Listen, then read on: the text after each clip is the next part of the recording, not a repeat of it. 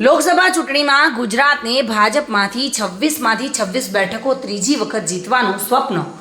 પૂર્ણ ન કરનાર અને જિલ્લાની આ બેઠક પર અને કોંગ્રેસના જૂના નેતા એવા જ્ઞાનીબેન ઠાકોરનો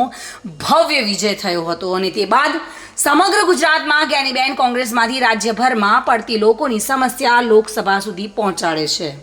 ત્યારે તેમની જીતની ખુશીમાં જગ્યાએ જગ્યાએ તેમનું સન્માન કરવામાં આવી રહ્યું છે અને આજે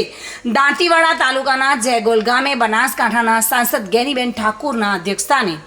જાહેર સભા યોજાઈ હતી, જેમાં થરાદના પૂર્વ ધારાસભ્ય ગુલાબસિંહ રાજપૂત, જિલ્લા પંચાયતના પૂર્વ પ્રમુખ પીનાબેન ઘાડિયા, દાંતીવાડા તાલુકા કોંગ્રેસ સમિતિના પ્રમુખ નટવરસિંહ વાઘેલા, જયંતિભાઈ વાઘણિયા, ચંપુસિંહ વાઘેલા, જોઈતાભાઈ પટેલ અને ગ્રામજનો મોટી સંખ્યામાં ઉપસ્થિત રહ્યા હતા। ત્યારે જાહેર સભાને સંબોધતા સમયે જ્ઞાનીબેને શું કહ્યું હતું, આવો જાણીશું। અને એ ટાઈમે આપણે એમ કહીએ છીએ કે અરે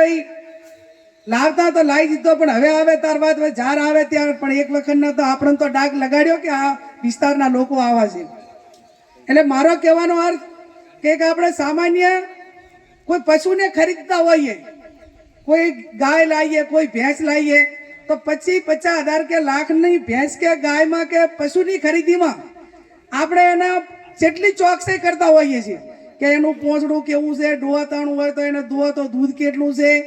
એને બધો એના નિષ્ણાંતો એનું એનાલિસિસ કરતા હોય,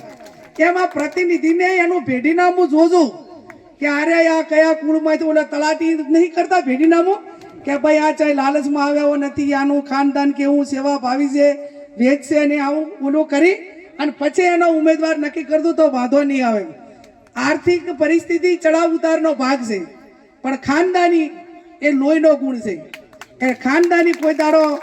વેચાતી મળતી બજારમાં નથી અને એવા ખાનદાન પૂર્વકના માણસો આવનાર સમયની અંદર ચૂંટણી લડે, લોકોની સેવા કરે,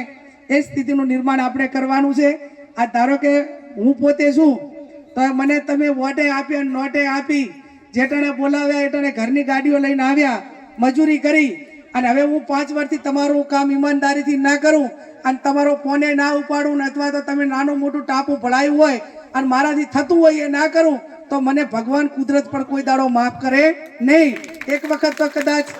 નીકળી ગયા, પણ 5 વાર સુધી એવી કોઈ ફરિયાદો ના આવી જોઈએ કે જ્ઞાનીબેનનો વ્યવહાર એ આ રીતનો રહ્યો હતો। એટલે ક્યાંક ફોન ના ઉપડે તો ફરી પ્રયત્ન કરજો। લોકસભામાં કે મિટિંગમાં બાદ કરતા સતત મારો પોતાનો પ્રયત્ન રહેતો હોય છે। બલસી દરબાર સાથે bureau report, today Gujarati news.